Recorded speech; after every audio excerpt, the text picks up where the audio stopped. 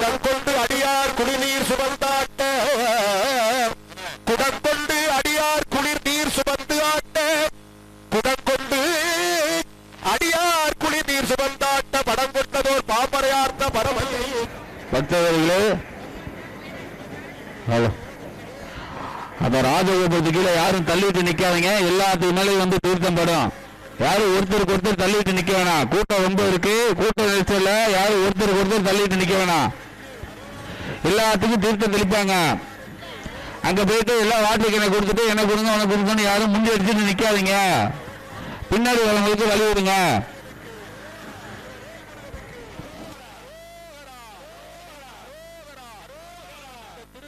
வளர்த்தெடுத்த பெரியவர்கள்